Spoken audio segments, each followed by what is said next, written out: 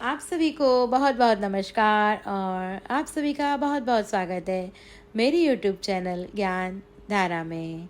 आज है पुरुषोत्तम मास का छठा दिन, तो हम छठे अध्याय की कथा श्रवण करेंगे। बोलो श्री पुरुषोत्तम भगवान की जय। सूत्र 6, आज का पाठ पुरुषोत्तम मास की कथा, छठा अध्याय, श्री कृष्ण समक्ष मलमास। विशेष भाभी ननंद की कथा, कीर्तन पुरुषोत्तम सहस्त्र नामावली, श्री कृष्ण मंत्रमाला। सूत पुरानी बोले, हे मुनि श्रेष्ठो, भगवान नारायण ने नारद जी सामने जो कथा कही थी वही मैं आपके समक्ष बता रहा हूँ, ध्यान से सुनो। नारद उवाच, वैकुंठाधिपतिर्गत्वा गोलोके किं चकारः तदस्व कृपा कृत्वा मह्यम श्रुशुष्वेनधम। नारद बोले, हे निर्दोष नारायण, बैकुंठ के अधिपति विष्णु भगवान ने गौलोक में जाकर क्या किया था यह सुनने की मुझे इच्छा है, तो कृपा करके वह मुझे कहिए। नारद मुनि ने नारायण से पूछा, गौलोक में जाने के बाद मलमास का क्या हुआ, वही कथा हमें सुनाए। अब भगवान नारायण नारद जी को कहने लगे, गौलोक बीच भगवान श्री कृष्ण का सुंदर मंदिर है। वह रत्नों से जवाहिरात से बना है। यह मंदिर को भव्य आभा से प्रभावित होते भगवान विष्णु जी मलमास को अपनी पीछे रखते हुए वहां पहुंच गए। भगवान विष्णु जी को देखते ही तमाम द्वारपाल खड़े हो गए और भगवान के चरणों में प्रणाम किया। जैसे विष्णु जी का आगमन हुआ तो उन्हें गोपियों से घेरे श्री कृष्ण जी के दर्शन हुए। भगवान विष्णु और मलमास दोनों श्री कृष्ण जी की स्तुति करने लगे। प्रभु, आप व्यापक गुणों से पर हो, अविनाशी, अविकारी, भक्तों के सामने प्रकट होने वाले और गोप का वेश धारण करने वाले गोविंद को हम नमस्कार करते हैं। मेघ जैसे श्याम, कामदेव समान सुंदर सौम्य स्वरूप, सुंदर मुख वाले प्रभु जी, हम आपको एक बार और नमस्कार करते हैं। बाद में श्री कृष्ण जी ने भगवान विष्णु को सिंहासन पर बिठाए और पूछा, यह कौन है, क्यों आया है और वह क्यों रो रहा है। तब भगवान विष्णु जी ने मलमास का तमाम दुख बताते कहा, यह मलमास है, इसका कोई अधिष्ठाता नहीं है, स्वामी नहीं है। सूरज की रोशनी दूर भागती है, शुभ कार्य में उसे अयोग्य माना जाता है। मलमास का कोई अधिष्ठाता न होने से लोग दान व्रत आदि करते नहीं हैं। संसार की सब चीजें मलमास का तिरस्कार करती हैं। यह दुखी जीव है। मेरे पास आकर उन्होंने अपने सारे दुख बताए और मैं उसे लेकर आपके पास आ गया हूँ। आप मलमास के दुखों का निवारण करें। आप संसार के संकट मोचक हैं, भयनाशक हैं, कृपालु हैं। मेरी आपसे निवेदन है कि मलमास के दुख दूर करें। आपके शरण में जो आया है वह अवश्य सुखी हुआ है। मेरा यहाँ आना सफल करें। इति श्री बृहन्नारदीय पुराण के पुरुषोत्तम महात्म का श्री कृष्ण के सामने मलमास नामक छठा अध्याय पूर्ण। अब पुरुषोत्तम मास की पावन कथा पढ़ेंगे। बोलो श्री पुरुषोत्तम भगवान की जय। निर्मल ननंद और अभिमानी भाभी की कथा। एक गांव था, वहाँ एक ब्राह्मण अपनी पत्नी के साथ रहता था। उन्हें 7 पुत्र थे, लेकिन सब अभी बहुत छोटे थे, अभ्यास करते थे। ब्राह्मण गांव में धार्मिक कथा कहानी के लिए जाता, भिक्षा मांगता, लेकिन घर परिवार ठीक से नहीं चलता था। कभी कभी पति पत्नी को बिना खाए सो जाना पड़ता था। अपनी गरीबी होते हुए पति पत्नी दोनों में खानदानी और धार्मिक भावना लगी थी। ब्राह्मण की पत्नी का भाई यहीं गांव में रहता था। वह धनवान था, स्वभाव का अच्छा था, मगर उसकी पत्नी ईर्ष्यालु अभिमानी थी। भैया के घर में भाभी का राज था। भाभी बोले वही होता था। भाभी के इशारे पर भाई चलता था। भाभी कभी कभी भाई को कह, आप अपना धंधा संभालो, कर और व्यवहार को मैं देख लूंगी, भूल से भी टांग मत अड़ाना। यह दोनों की धन संपत्ति ज्यादा थी, मगर कोई संतान नहीं थी। ऊपर वाले ने न जाने कैसा नियम बना रखा है, जहाँ खाने वाले हैं वहाँ अनाज नहीं है, और जहाँ अनाज है वहाँ खाने वाले कोई नहीं है। दौरान पुरुषोत्तम मास का आगमन हुआ। ब्राह्मण और उसकी पत्नी दोनों ने पुरुषोत्तम मास करने का तय किया। वह ब्राह्मण की पत्नी की भाभी ने भी व्रत करना शुरू कर दिया। ब्राह्मण और अपनी पत्नी दोनों सुबह जल्दी उठ जाते और स्नान के लिए नदी चले जाते। वहाँ काठा गौरमा जी का पूजन करते, कथा सुनते, अपनी शक्ति के अनुरूप दान करते, बाद में घर आते, भगवान पुरुषोत्तम जी का नाम लेते, भक्ति करते। दूसरी ओर जो भाभी थी वह देर से उठती, बाद में स्नान करने जाती, मगर ठीक से स्नान नहीं करती थी। आधा कोरा आधा भीगा हुआ करती और भागी भागी घर चली आती। वह सिर्फ संतान प्राप्ति के लिए व्रत करती थी, मगर इसे कोई दिलचस्पी नहीं थी। पुरुषोत्तम मास समाप्त होते ही भाभी ने उसे मनाना सोचा। अपने पति से मंजूरी ली और शुरुआत की। अपने सगे संबंधियों को भोजन के वास्ते न्योता दिया। साथ में लोग लाज में आकर अपनी ननद को वहाँ न्योता देने गई और बोली, मैं भगवान पुरुषोत्तम जी का व्रत मना रही हूँ, तुम्हें और तुम्हारे पति तथा बच्चों को भोजन का न्योता दे रही हूँ, मगर जब मैं कहूँ तब आना, वैसे भागे दौड़े मत आना, सब भोजन पूरा करके चले जाएं तब आना। इतना कहा और भाभी वहाँ से चली गई। ब्राह्मण की पत्नी को अपनी भाभी के कड़वे शब्द सुनते ही कुछ दुख हुआ, आंख से आंसू आ गए, मगर फौरन आंसू पोंछ डाले, क्योंकि बच्चे अपने पास खड़े थे। लेकिन बच्चे भोजन का नाम सुनते ही खुशी के मारे उछल पड़े। मामा के घर जाएंगे और मीठा भोजन करेंगे। बच्चों ने सुबह से खाना नहीं खाया। इधर ब्राह्मण की पत्नी ने सोचा, मेरा भैया धनवान है, हमें मदद कर सकता है, मगर ईर्ष्यालु भाभी के कारण हमें कुछ भी मदद नहीं करता, और घर का सब कारोबार भाभी के हाथ में है। भाभी भी कभी कभी ननद को कुछ उल्टा पुल्टा सुनाया करती थी, इसलिए वह अपने मायके जाती नहीं थी। कई साल निकल गए, मगर भैया भाभी ने छोटा सा कपड़ा भी नहीं दिया था। अब वह अपने भांजों को क्या देता। वह सोचती रही कि भाभी दिखावे से ही न्योता देने आई थी, उसकी कोई इच्छा नहीं थी। सांझ होते ही भाभी ने जहाँ जहाँ न्योता दिया था वे लोग बन ठन के भोजन के लिए निकल पड़े। तब ब्राह्मण के बच्चे अपनी माँ से बोले, मामा हमें भी तैयार करो, तुम और पिताजी भी तैयार हो जाओ, मामा के वहाँ भोजन के लिए जाना है, देर मत करो। बच्चे भोजन की रट लगाए बैठे थे। तब ब्राह्मण की पत्नी उन्हें किसी तरह शांत करती थी। हम तो ठहरे घर के लोग, सब भोजन कर अपने घर जाएंगे, बाद में हम चलेंगे, भाभी हमें बुलाने आती ही होगी। माँ मनाती थी। आखिर बच्चे थक गए, सो भी गए, मगर मामा के वहाँ से कोई बुलावा आया ही नहीं। ब्राह्मण पत्नी का मन दुखी दुखी हो गया। मैं कैसी अभागिन हूँ। गांव के सभी ने पेट भर भोजन किया, लेकिन हम खाली पेट रह गए। सुबह जब बच्चे सवाल करेंगे तो मैं क्या जवाब दूंगी।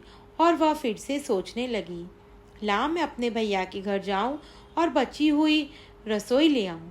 ऐसा सोचते वह भैया के घर गई और तब वहाँ का दृश्य देखा। मंगल गीत गाए जा रहे थे, आनंद प्रमोद हो रहा था, बड़ी बड़ी आवाज़ से बातें हो रही थी। तब ब्राह्मण की पत्नी ने भैया के घर के पास पड़े पत्तल में जो रसोई पड़ी थी वह दिल न मानते हुए भी लेने लगी।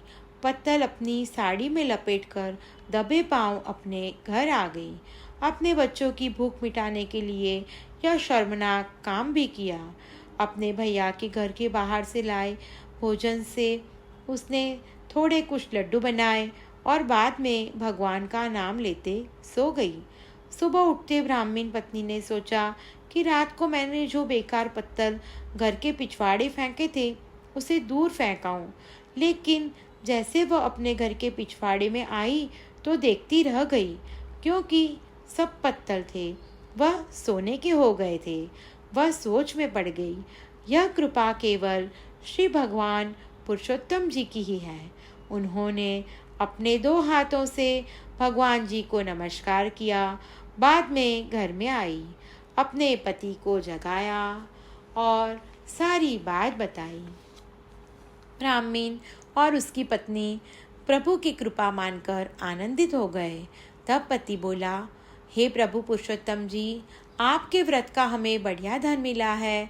आपने हमारी गरीबी को ध्यान में रखते हमारा उद्धार किया है।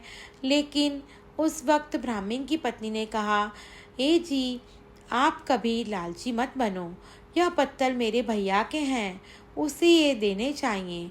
जिसकी जो चीज़ है उसे दे देने से ही भगवान खुश होते हैं। अपनी पत्नी की कही मानकर वैसे वह धर्म मार्ग पर चलने वाला था। वह बोला, भाग्यवान, तुम जो कह रही हो वही सच है।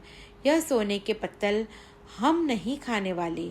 तू अभी अपने भैया के घर जा और उसे बुलाकर सब दे दे। अपने पति का कहा मानते हुए पत्नी भैया के घर गई।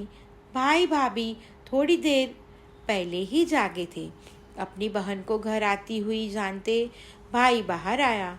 तब वह अपना सुर धीमा करते बोली, भाई, मुझे तुम्हारा जरूरी काम है, मेरे साथ मेरे घर चलो। अपनी ननद का स्वर सुनते ही भाभी बाहर आई। वो समझने लगी कि न्योता दिया था फिर भी खाने नहीं बुलाया। शायद अपने भैया को कुछ शिकायत के लिए आई होगी। वह एकदम गलत समझी तो वह ऊंचे सुर में कहने लगी, ननद जी, हमने कल आपको आपके परिवार को भरपेट खाना दिया, फिर भी और मिठाई लेने आई हो। कुछ शर्म जैसी बात है कि नहीं। भाभी की कुछ उल्टी बात सुनते ही वह रो पड़ी। अपने परिवारजन भूखे थे, फिर कुछ इस तरह की बात भाभी से सुनते ही दुखी दुखी हो गई। भाभी ने क्षमा मांगने के बदले चोर कोतवाल को दंडे, इस तरह का खेल बन गया। तब भाई ने कहा, बहन, कल आप भोजन के लिए आए थे मगर मैं मिल ना सका। मैं तुम्हें कपड़ा देना चाहता था।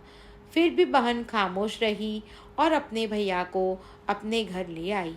वहाँ भाई को सोने के पत्तल दिखाते बोली, यह सब आपके सोने के पत्तल हैं, आप इसे अपने घर ले जाएं। यह पत्तल पर मेरा कोई अधिकार नहीं है। तब भैया ने अपनी बहन प्रति नजर करते हुए कहा, अरे ये सब मामला क्या है, मेरी समझ में नहीं आता, कुछ बात बताएं। तब बहन ने आंख से आंसू गिराते सब बात बता दी। भोजन का न्योता देकर किसी ने बुलाया नहीं और भाभी ने जो किया वह दोहराया। घर के पीछे पड़े हुए जूठे पत्तल की रसोई से खाना खाया। यह सब पत्तल भैया तुम्हारे हैं, जहाँ से मैं रसोई के साथ लाई थी। भाई समझदार था, सारी बात समझ में आ गई। भगवान की कृपा से पत्तल सोने के हो गए और मेरी बहन मुझे वापस करना चाहती है। बहन की बड़ी अच्छी बात सुनते ही भाई को गहरी चोट लगी, वह भी रोने लगा। सारे गांव ने भरपेट भोजन किया, जबकि मेरी बहन और बहनोई भांजे भूखे रहे और बहन ने मुझे कुछ बताया तक नहीं। मेरी बहन अच्छी ही नहीं, कुछ ज़्यादा ही अच्छी है। थोड़ी देर बाद भाई समझ गया कि यह सब कुछ श्री भगवान पुरुषोत्तम जी के व्रत का शुभ फल है और भगवान ने मुझे तो सब कुछ दिया है, जब बहन के पास तो कुछ भी नहीं है। यह सोने के पत्तल मेरे हो ही नहीं सकते। अगर मैंने लिए तो मैं अवश्य पाप में पड़ूंगा। थोड़ी देर बाद भाई ने कहा, मेरी प्यारी बहन, यह तुम्हारे पर भगवान पुरुषोत्तम जी की कृपा है, बस इसे तुम ही रख लो। तुम ही इसी के सहारे अच्छे काम करो, दान दो, दक्षिणा दो। भाई ने बताया, और बाद में वह चला गया। और समय बीता। ब्राह्मण ने इसी सोने को बेचकर कुछ पैसे बनाए। पैसे के सहारे नया घर, नई चीजें, बच्चों के कपड़े सब तैयार हुए। एक दिन बाद ननंद ने और उसके पति ने सोचा, अब जब भगवान पुरुषोत्तम जी की कृपा हुई है तो सारे गांव को भोजन देना चाहिए। बस मन में अच्छा विचार आया और दोनों ने घर घर जाकर भोजन के लिए न्योता दिया। इधर भाभी के कानों में बात आई, मानो उसके दांत खट्टे हो गए और अपने पति से पूछ बैठी, क्या तुम्हारी बहन ने गांव वालों को भोजन का न्योता दिया है? यह बात सच है? हाँ, बात सही है। श्री भगवान पुरुषोत्तम जी की कृपा उस पर उतरी है। अब मेरी बहन गरीब नहीं है, धनवान हो गई है। हमें भी न्योता देने अवश्य आएगी। भाई ने कहा। थोड़ी देर बाद दोनों आए, न्योता दिया। अवश्य आना। इतना सुनते ही भाभी के कलेजे में मानो उबलता तेल गिरा। फिर वह बोली, हाँ, जरूर आएंगे। शाम ढलते ही भोजन शुरू हुआ। भोजन में इतनी मिठास थी कि जो भगवान पुरुषोत्तम जी की कृपा थी। गांव के लोगों ने भरपेट भोजन किया, वाह वाह करने लगे। आखिर में भाई भाभी और वह दोनों भोजन के लिए बैठे। बड़ा भांजा लड्डू लेके निकला, घी से चकचूर लड्डू रखे। अपनी भाभी की थाली में जैसे लड्डू रखा वह सोने का था। अपने भोजन में सोने का लड्डू देखते भाभी ने अपने भांजे से पूछा, मुझे क्या दिया? क्या मैं सोने का लड्डू खा सकूंगी? तब भांजे ने कहा, मामी, हम ठहरे गरीब लोग और आप धनवान। आपको अपनी प्रतिभा मुताबिक लड्डू दिया है। आप हमारी पर कृपा करो और भोजन करो। जब हम आपके वहाँ भोजन के लिए आए थे तब आपने हमारी अच्छी खातिर की थी। अब हमारी बारी है। भांजे की सारी बात सुन भाभी के दिमाग में आ गई। उसे क्षोभ हुआ, दुख हुआ। वह खड़ी हो गई और अपनी ननंद की क्षमा मांगी। ननंद भी बड़े दिल वाली थी, अपनी भाभी को माफ कर दिया। इस तरह भगवान पुरुषोत्तम जी का व्रत करने से गरीब ब्राह्मण परिवार का कल्याण हो गया और सुख शांति से अपना जीवन बसर करने लगे। हे पुरुषोत्तम भगवान जी, जैसे आपने इस ब्राह्मण परिवार पर कृपा की, वैसी ही कृपा आप इस कथा सुनने वाले सभी पे बनाए रखना। बोलो श्री पुरुषोत्तम भगवान की जय। महामनों का मन आप हो, श्रीधर आत्मधन आप हो, अणु अणु का चेतन हो। श्री कृष्ण शरणम मम, श्री कृष्ण शरणम मम। कोटि युगों के साक्षी हो, शाश्वत हो, अविनाशी हो, आदि और अनादि हो। श्री कृष्ण शरणम मम, श्री कृष्ण शरणम मम। हे मंगलमय जगन निवास, शब्दातीत है दिव्याकाश, बस रहे जल स्थल आकाश। श्री कृष्ण शरणम मम, श्री कृष्ण शरणम मम। बोलो श्री भगवान पुरुषोत्तम जी की जय। और आप सभी भी मेरी YouTube चैनल ज्ञान धारा को लाइक, शेयर और सब्सक्राइब करना ना भूलें। धन्यवाद।